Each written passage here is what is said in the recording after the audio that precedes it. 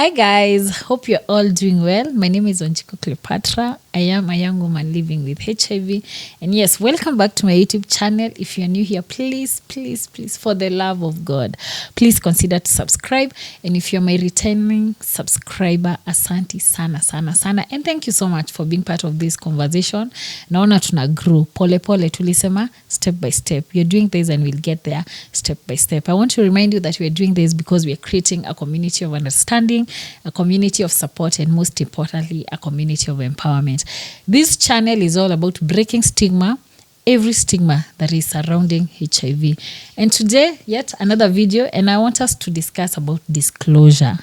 Yes, disclosure. Ina sound kitu ngumu sana, but this is the act of telling someone about your, and I mean, when I say disclosure, I mean about disclosure about your HIV status.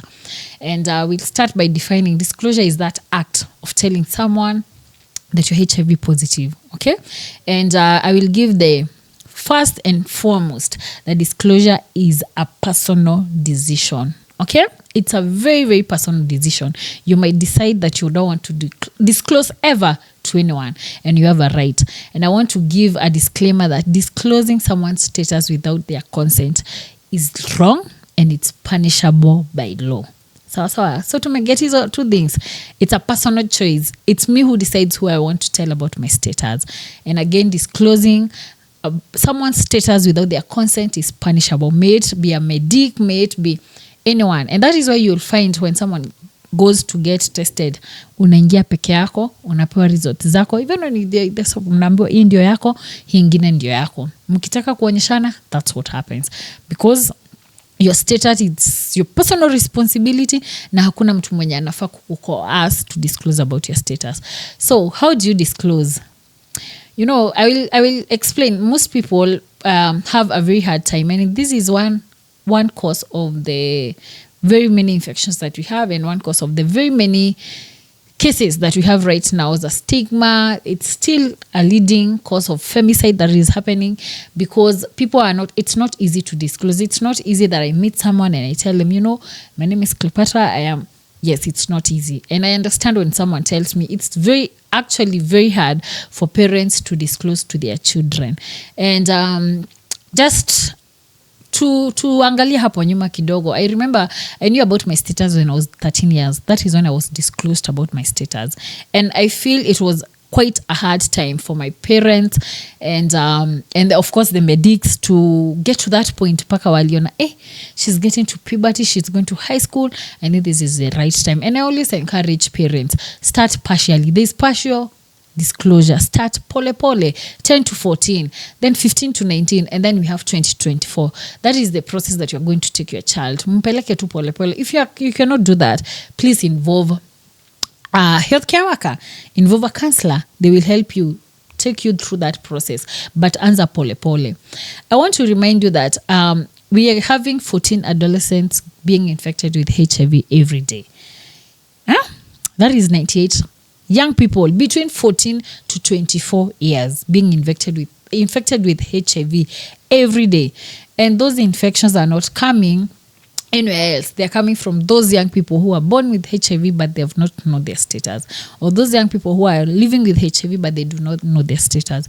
Tumezea wazazi wanaambia watoto unameza dawa za kifua, unameza dawa za roho, unafanya nini, and then this child will come and learn about their status. They will have an intended disclosure. I remember early this year when there was that USAID and all those that were happening, and I remember dawa zilikuwa zinadisplayiwa sana kwa TV. I was trying to imagine how many unintended disclosures happened that time. Juu kuna mtu akona dawa anaishingi kuwa nazo, ameambia mtoto dawa ni za roho, ameambia mtoto mwingine dawa ni za nini, and then huyo mtoto anaona dawa zinaekwa hapa kwa TV zikiambiwa ni za HIV. You have spouses. Not so many people feel no, every drug tunajua hii ni ya nini. Utachukua mtu anakuambia anakunyanga dawa za vitamin alafu unaziona kwa TV. So that is why we want to encourage disclosure. And now I want to state 4 factors that you need to consider. You need to consider the how, you need to consider the why, you need to consider when, and you need equally to consider who you are disclosing to. How is the process that you're supposed to use? Why are you disclosing? You cannot just wake up and disclose about your status. Why are you disclosing? Okay, how? We've said how, why, when are you supposed to disclose, and of course, to who are you disclosing to. So we'll start with the how, and I want to give very few tips that you need to consider when you're going to disclose. You can decide, I want to tell this person verbally. You can look for them, sit them down, tell them, make sure that your safety is considered, make sure that everything that you have, you are informed, give the person the right information. Most of us are not well equipped with the information that your partner needs to know. The moment you mention that you are positive, the first thing that clicks on your partner's mind is that you're going to kill them, they're going to die, you're going to infect them. That is the first thing that comes to their mind. So it's up to you to be informed and tell them, kuko hivi na hivi. We can use condoms. There's PrEP. We can use there's PrEP. There's condoms. There are discordant couples who are doing very well. There's you is to you and all that. You have to be informed. Usikae hapo simu yako ni ya kuingia Facebook na kuingia ni. Please learn. Science has advanced, and it's so unfortunate that even people who are living with HIV, most of them don't have this information. And that is why it's very hard for them to disclose. Again, I want you to be very ready for the results. You see, you should be prepared. You should be prepared that this person will either agree or they reject you. Please be ready for rejections. And that's why we are finding so many people even committed suicide, because you disclosed about your status, you are not well prepared, you are expecting this person that they will accept and all that. Let me tell you, and I'll tell you honestly, not everyone will accept you. The moment I knew that, everything changed. And it's not your right everyone to love. It's not your right. If someone is not comfortable, they're not comfortable. You cannot force them to be comfortable with loving you. So you love yourself, you move on. It must start from within. You must not have those self-stigma and all that, and then you'll do on your own. Again, remember that you need to take care of your safety. That is how. Make sure that you're safe. Okay, you're safe. Usiende ukidisclose alafu tupate kichwa yako iko huko kwa mto, ama mwili yako inaokotwa huko kwa kahawa. Make sure that the place that you're using to pass that information is somewhere that you're safe. Make it a public place. Don't come disclose with someone in the house and you had probably previously you had unprotected sex and you're in the house alafu amekuchinja hapo and all that. Make sure that your safety comes first. Make sure that you are informed with the right information. And again, I want to remind you that make sure that you're prepared in case of anything. They might accept, they might reject. So let's move to the why. The reason we want you, or rather I want you, or I would want to encourage you about disclosing, it's because it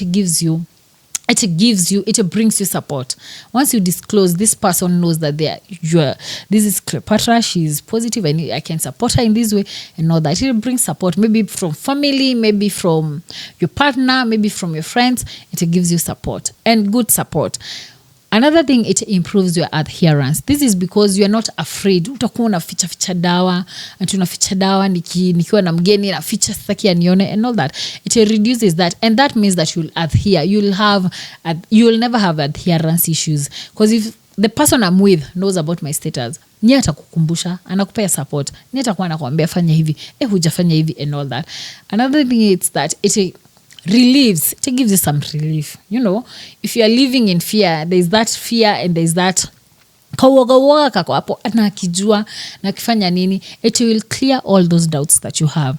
And of course, the most important thing is that it will mend all the relationships that you have. Not always that inakuwa na a lot of negativity. It will mend maybe your relationship with your family, your relationship with your partner, your children and all that, other than you have an intended disclosure. Then we have when are you supposed to disclose. And I will start by saying, very early it's extremely a rush, you know. Very fast it's a rush, but very late sounds like betrayal. I will repeat, very early sounds extremely like a rush, but very late is, of course, it feels like betrayal. Sawa sawa. So when are you supposed to disclose? look, you cannot wake up and every other day, every man, every woman that you meet, you disclose about your status. That is not possible. Okay, but I want to remind you, as much as we are saying this, you cannot ignore the fact that if you infect someone knowingly, it is punishable by law. Utafungwa ama utamlipa. Sawa sawa. So disclosure comes in there, inakuja hapo. Na so unauliza aje, when is the right and appropriate time for you to disclose? When do you think is the right time for you to disclose about your status? Now, in this regard, nasema, in regards to if you are having a relationship, a romantic relationship with someone, or rather if it's from a parent to a child and all that. So for a parent to a child, learn to start early. Earlier the better. The earlier the better, because these kids are growing up. Watoto wanaona vitu zinaendelea. Saa hizi watoto wa my sister knows things that I may not know right now. She knows so many things zenye mimi mwenyewe sijui. But now, how do you do about that? You take it step by step. Start partial disclosure. Hapo kwa clinic, in support groups, wanaongeleshwa. Usikuwe ni wale wazazi wenye wanapelekanga mtoto alafu wanamwambia mtoto akae hapo nje wewe unaingia. Unamchukulia dawa unafanya hivyo. No, that is so wrong. Please be part. Let this child know this is what is happening. Partially. Sio lazima uamke umwambie uko na ukimwi. No. Start kidogo kidogo, ukimwambia hizi dawa zinafanya hivi, mwili yako iko hivi, unafaa kuzimeza for life kwa sababu unafaa kukua slightly, step by step. By the time you're doing the full disclosure, that child will be very, very prepared. And trust you me, hata kuwa na shida ya transition. They will not have any problem with transitioning from childhood to adulthood. Haitakuwa, or from adolescent to a young youth. Haitakuwa na shida. And then when it comes to a partner, you really need to know what is supposed to be done. Please. I said when? I said too early might seem very extremely rash. Too late, it will feel like betrayal. So when are you supposed? Which is the right time? Look, guys. And this I say without any fear of contradiction, that you cannot wake up every other day and go disclose to anyone. Okay? So what are you supposed to do? If you find that this relationship is heading somewhere, please, as early, I will always advocate for early disclosure. Please tell this person, mimi ni Cleo, niko HIV positive. If that person is to leave you, he'll leave you. Whether it's today or tomorrow. Hata umwambie mkiwa mmeona bado atakuacha kama alikuwa kuache. Kama alikuwa kukaa atakaa bado. But I want to remind you that when you're doing that, please remember the factors that we said. You're supposed to make sure that your safety is considered. You're supposed to be very informed to let this person understand that it's possible for a discordant couple to coexist, that it's possible for you to have a happy relationship or a happy marriage, that it's possible for you to get kids who are HIV negative and all that. And it's possible, of course, for you to live life together and not just live a happy life. Sawa. And then I want to, we've discussed about the how, the why, the when, and now we are into who. Who are you supposed to disclose to? Anyone who is HIV positive knows when you start your clinic, you are asked, who is that person that you may want we tell about your status? You get? Who is that person that you are confident with, that you want them to know what you're going through or what is happening? And it's upon you, it's upon you as an individual. If you say you are not comfortable, they will not coerce you to that, but they will keep talking to you, encouraging you, because you need someone, at least one person for support.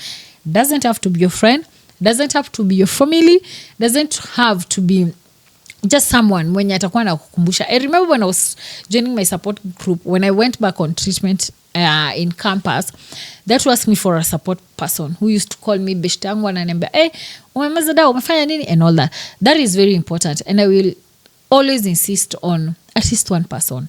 Kuna watu niambia wanakuja, Cleo, I just got tested, and I found that I'm positive, but I don't want to tell anyone. No one knows, no family, my family doesn't know. Guys, things happen.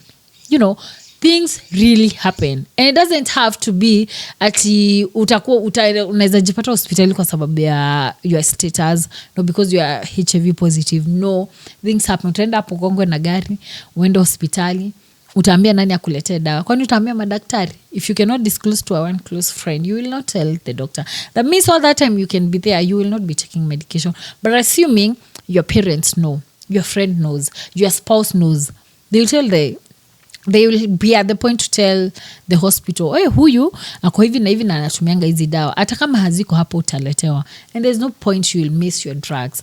So at least one person or two people is very important. Another instance is maybe you were sick, you're sick, you're unwell, you're unconscious and all that, and you're in the hospital and your parents are there, your family, your spouse, and then the file is there and people are just coming and seeing about your status. People are coming and seeing what is happening. They're seeing your drugs and all that. That is unintended disclosure. And I've seen cases of people who never got healed or who have never healed from such occurrences because you knew about your status, you didn't disclose to anyone. Something happens, maybe an accident happened, you're in the hospital, your parents are there, they're being told about your status, and it's so a lot of confusion, your spouse, and it's really messy. So in this topic, in this episode, I want to encourage someone and to tell them that disclosure is very important for you as a person, for you as a person living with HIV, because it will give you some that freedom. It will make you clear all those doubts and the stress that comes. But most importantly, it will help you adhere to your drugs. I want to remind you that one of the causes of HIV deaths, I always say that HIV doesn't kill. Stigma is what kills. And disclosure is one of the leading factor that brings about stigma. You get? Someone is afraid. Someone knows about your status, they stigmatize you. And again, and vice versa. You don't want someone to know about your status because you think and you feel that they will stigmatize you. So guys, take it upon yourself. Jipange, pole pole, jipange, and make sure that you do that. To the parents with kids who are raising kids who are living positively, please, it's upon you. That is your child. That child is under your care. If you cannot do it, go to the facility. Si mnaendanga clinic, enda waambie huyo clinician huko, mwambie mimi nataka kufanya disclosure but sijui nifanye aje. They will take that child through. Pole pole. Venye tu pia mimi walinifanyia walintake through akasema trying to test. That is the best thing. Again, if you want to disclose to your spouse, if you're not comfortable, so many people say they're not comfortable. So mwambie mwende hospitali. Mwende hospitali mtest nyinyi wawili and you'll test. Unaenda unatest test yako itoke positive, kama ni positive yake itoke negative. Then from there you will know what is the way forward. If you cannot tell them verbally, if you cannot disclose in that way, that is another way. If you cannot still do that, you go to your clinic, talk to your clinician, talk to your healthcare provider, tell them that I've gotten someone, I think I want to disclose about that. They will call you, atakupeleka endeni na yeye muongelesho mfanye nini and all that. So guys, I don't want to hear those things, mtu ameokotwa huko sijui alifanya nini and all that. It's upon us to take care. And again, I want to speak to people who have the tendency of knowing, of people confiding in you and then you go and, because that is one of the leading things that people do not disclose. Anaona nikimwambia si ataenda kunisengenya, nikimwambia si ataenda kusema, nikimwambia si watu watajua and all that. Please, let's stop stigma. That is stigma. And I want to remind you that anytime you stigmatize someone who is living with HIV or someone at the risk of getting infected, you ain't helping us in anything. You're just fueling the epidemic. You're not helping us end AIDS. You're not helping us end AIDS in children. You're not helping us end all these things that are happening. You're just fueling. Unaongeza tu kuni kwa hiyo moto. You're fueling the epidemic. Remember guys, this channel, I want to keep reminding you that this channel is all about breaking HIV stigma. And again, we are here to make, or rather to create a community of understanding, a community of support, and a community of empowerment. I want to remind you that I just launched my new book. Here it is. And nilisema hii kitabu, this book, it's a very good book, and it's not for everyone. No, it's not for only the people who are living positively. No, this book is for everyone who feels that they need something. You can get this book for yourself. If you don't feel that you need it for yourself, you can get it for someone else. You can equally buy and we'll donate it to someone else. We are targeting, or rather I am targeting to give at least 500 young girls and boys for encouragement. And I tell people it's my autobiographical story of being born and living with HIV. And again, it's for the child who feels forgotten, to the girl who cries in silence, to the boy who hides the truth, to the one thinking of giving up. This is for you. You are not alone. You're not broken. You are a masterpiece in the making. I want this book to teach you. I want this book to challenge you. I want this book to make you uncomfortable. And then I want it to make you move to act, because there's power in stories, especially the one that dared to rise from ashes.